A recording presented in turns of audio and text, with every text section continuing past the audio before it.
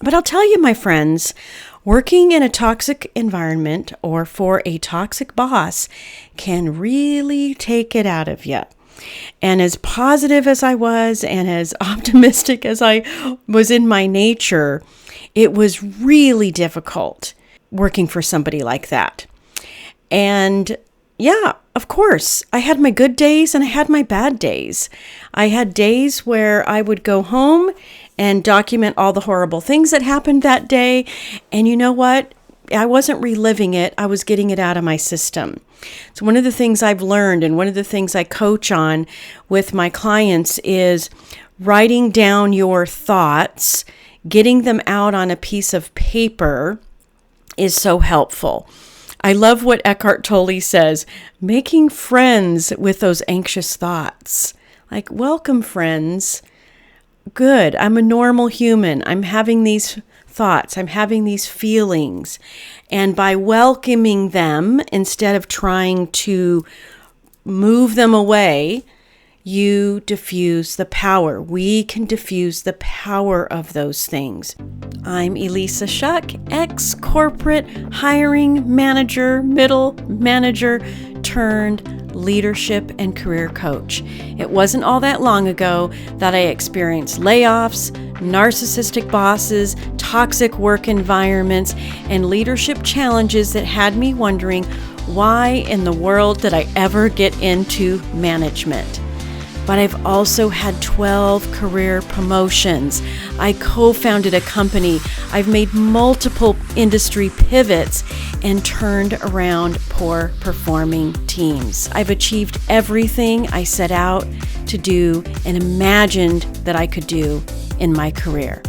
I created the Love Your Work Life podcast to give you simple, actionable, step-by-step strategies to help you do the same. If you're a high-achieving employee and leader, or you're one in the making who's looking to create a career instead of letting it happen on default, who wants a work life that feels happy and satisfying, you're in the right place, my friend. Let's get started. It wasn't all that long ago that I was working in a toxic environment for a very narcissistic boss and really struggling. I'm a positive person, and if you've listened to my podcast episodes for any length of time, you know I always lean towards positive. One of my Clifton top fives is actually positivity. In fact, positivity and maximizer are both in my top 5, which means that I'm kind of always looking for the best in things. I'm optimistic. I'm looking to maximize and make something good, great. I mean, that's just in my DNA. But I'll tell you, my friends, working in a toxic environment or for a toxic boss can really take it out of you. And as positive as I was and as optimistic as I was in my nature, it was really difficult working for somebody like that. And yeah, of course, I had my good days and I had my bad days. I had days where I would go home and document all the horrible things that happened that day. And you know what? I wasn't reliving it. I was getting it out of my system. So one of the things I've learned and one of the things I coach on with my clients is writing down your thoughts, getting them out on a piece of paper is so helpful. I love what Eckhart Tolle says, making friends with those anxious thoughts. Like, welcome, friends. Good. I'm a normal human. I'm having these thoughts. I'm having these feelings. And by welcoming them, instead of trying to move them away, you diffuse the power. We can diffuse the power of those things. Because what we focus on, we get more of. So when you're focusing on, I don't want to have these thoughts, guess what's going to happen? You're going to have more of those thoughts. So what you want to do is shift. And I got really good at shifting. Really good. To the point where I was feeling okay with my work product. I was still leading my team. Yeah, I got heartburn and stomach aches whenever I had to go into that CEO's office. As it turns out, I was reporting directly to the person that was so toxic, so I had to interact with him on a regular basis. But I learned some things. I learned how to navigate that because it really wasn't the first time that I'd been through something like that. But anyway, but I learned something the other day that just kind of like one of those, oh my gosh, blow my mind kind of moments.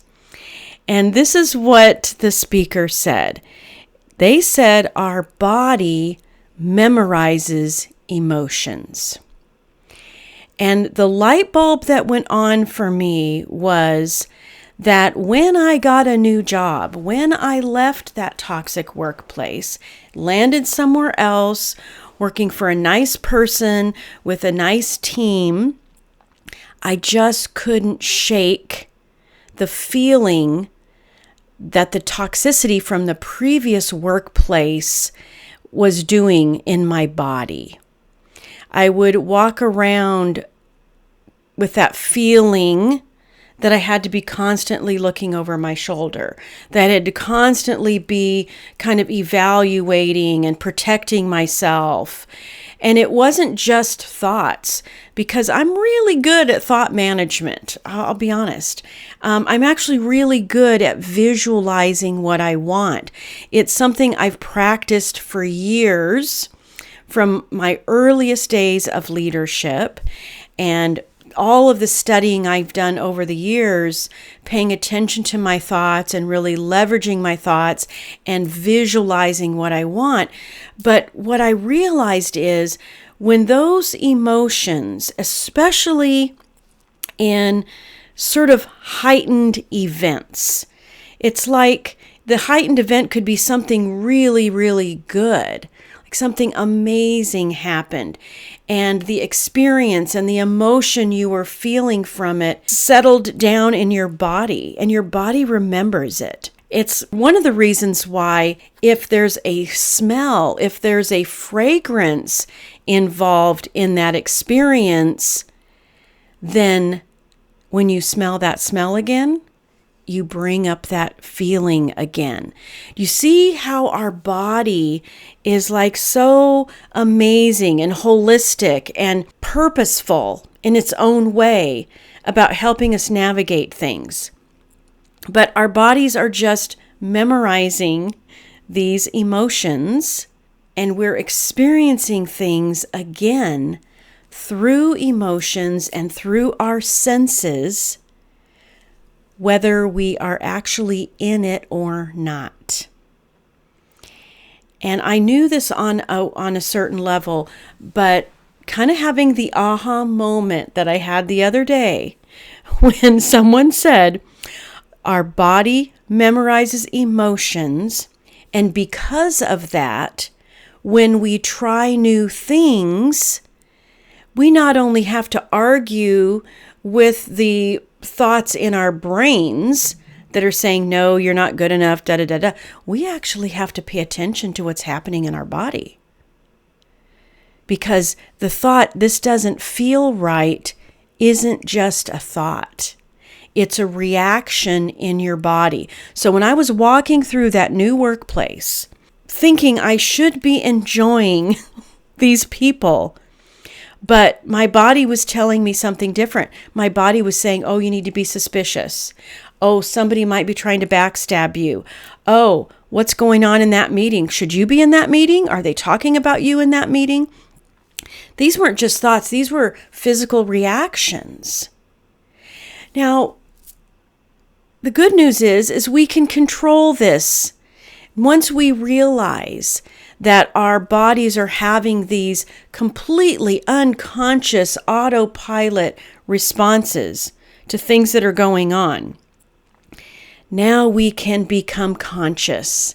Now we can be the curious watchers of our brains, the thoughts we're having, and the way we are reacting to it, and memorize new emotional states. And the way we memorize new emotional states is asking ourselves, who do I want to be? Who do I have to be in this circumstance? Now, as I was moving through that organization, these were things that I was kind of naturally, I think because I've trained myself so much in mindset and thought management and everything I've read over the years, I knew that I could change my state. But changing your state isn't just changing your state of mind. It's leveraging the thoughts you have to create new feelings and then feeling those deep enough that you're actually telling your body that this is a different experience. It's about waking up to a new experience through emotion, taking it from the head to the heart, creating what psychologists and thought leaders call heart-brain coherence, making sure that it goes from the head and just thoughts to the heart, the center of feeling and emotion. That's when it becomes real. That's where real transformation takes place. Because the emotions that we feel have the power to create new experiences, whether they've actually happened or not. That's the really cool thing. That's the thing that I learned so long ago, is that our brain does not know the difference between something real, the external real, and something vividly imagined. Imagination plus vividness plus emotion equals reality. That is the formula. That is the actual thing that's happening, that's creating the memory, the sense memory in our bodies. And it's something that we can decide to leverage at any time to create first the new experience within us. And then ultimately, because we've got this new feeling, thought, experience within us, well, now the reality that we're experiencing will start to match. Because that's the other thing about our brains. Our brains really want harmony. Our brains really want the inner world and the outer world to match. So guess what? I'm walking around a place thinking, feeling that these people might be out to get me. Well, guess what I start seeing? I start seeing the things that would give me clues that they might actually be out to get me. Here's the interesting thing, though. Just because we have a thought doesn't mean it's true. Now, I might have been thinking they're out to get me. I might have been feeling it in my body that they're out to get me. But you know what? They weren't. And just because I had that thought doesn't mean it was true. That's why we have to be such a curious observer, a conscious observer of what's going on in our brains, in our bodies, to figure out how we want to deal with things. And not just how we want to deal with the circumstances around us. So what's the process here? What's the process for changing your inner world and changing your outer world so that you feel more like yourself on a daily basis, and in feeling like yourself, you're having a better experience in the external world? There was a study that I read about, that I heard about, and you all know, I kind of go deep into some of this stuff. I've done work on the map of consciousness. I've read about quantum physics and the quantum field and how all of this affects our real life. And recently I was digging into some science about the power to change our gene expression. What's going on in our bodies that might be preventing us from getting what we want. This memory, the way our body memorizes emotion, and then the power we have to make changes in the outer world by leveraging our thoughts and emotions.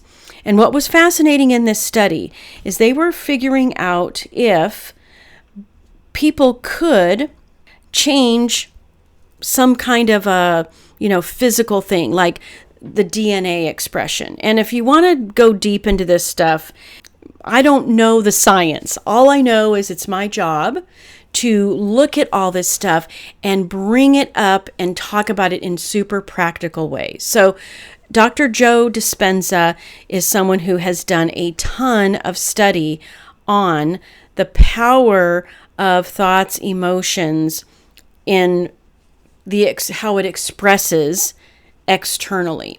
So he was doing a study to see if we thought about something really hard, if we intended something with every fiber of our being, could we change some outcome? And the answer was sometimes. And then he studied, well, how about an elevated mood?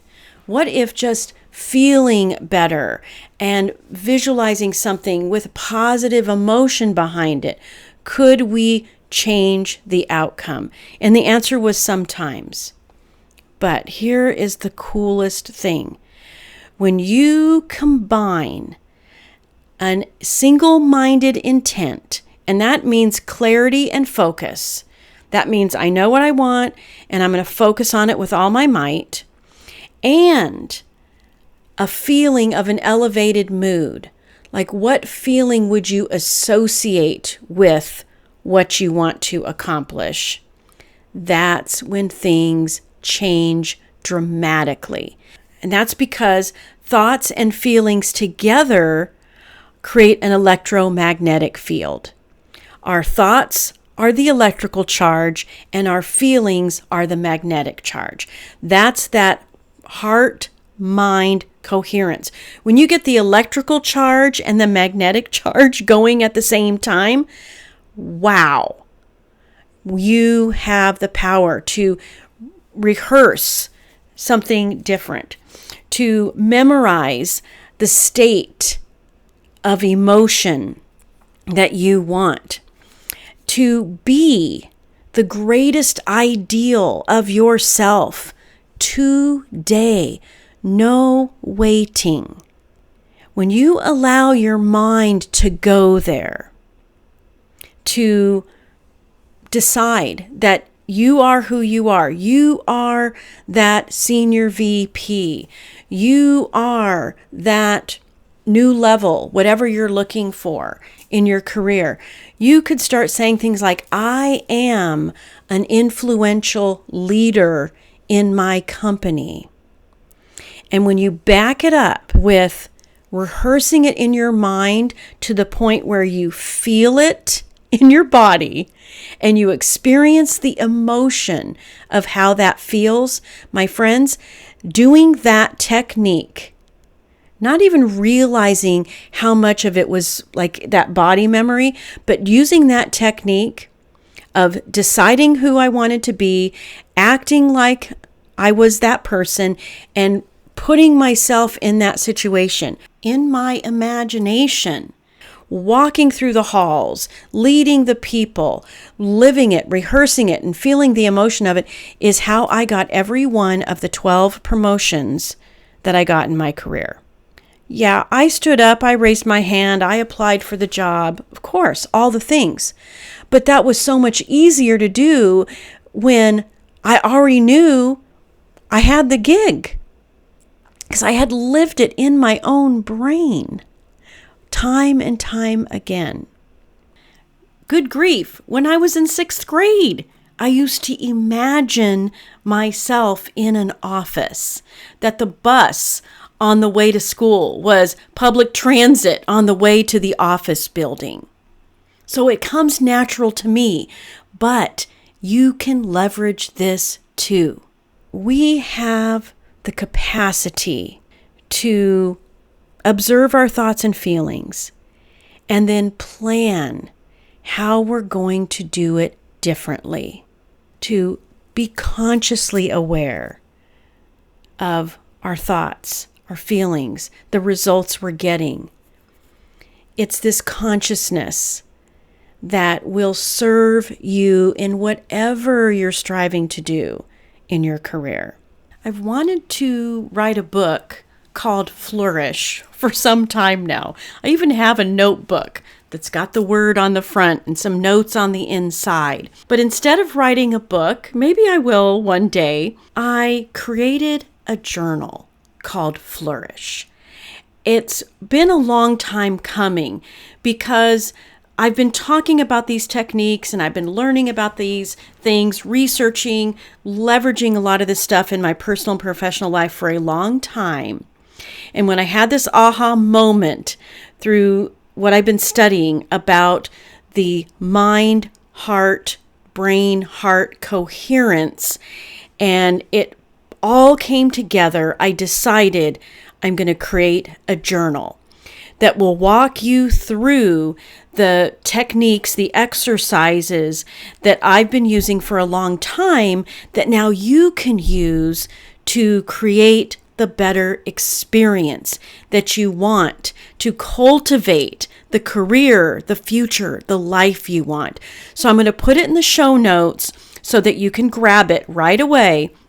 It's something to print out. I want you to write your answers in all of the exercises. There's some start your day exercises and some before sleep exercises. I'm super excited about it because I know it's going to make a huge difference. You can also go to my website, elissashuck-careercoach.com.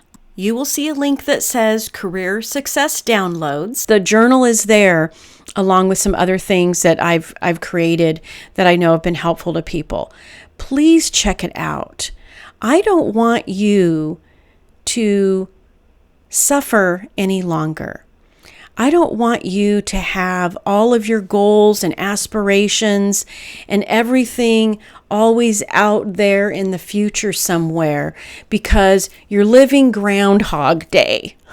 And if you've ever seen the movie, it's good. But here's the interesting thing. Yeah, we are living Groundhog Day because we have memorized those feelings in our body. And our body wants to resist it. Like, hey, it loves the familiar. Our brains love the familiar. And I even walk you through in the journal, I walk you through what's going to happen when you start to elevate your thoughts. Your body's going to go into chaos. And there's an exercise for that too. So that you can say, okay, I get it. We're trying to move into new territory here. And we're losing it a little bit. The I don't feel like it isn't just a thought, it's a physical response. So you're going to know how to recognize that and how to deal with it. So you don't stay stuck in the I don't feel like it and the procrastination. So my final thought here is that I want you to love yourself enough to believe you are worthy enough to finally break through. Finally break through the things that you just couldn't figure out, why it wasn't happening for you. Well, maybe this has enlightened you the way it has enlightened me, like boom, all the pieces fell together. It's got to go from knowing on an intellectual level to leveraging the beautiful magnetic heart feelings, creating that brain heart coherence so that you're not stuck any longer. So get the journal, re-listen to this episode, because you're going to find that once you start paying attention, the aha moments are going to be there, and that's when you can do something about it. All right, my friends, I'll talk to you again soon. Thank you so much for watching. Don't forget to subscribe, and please visit elissashuck-careercoach.com for more information about how I can help you with your career and leadership goals.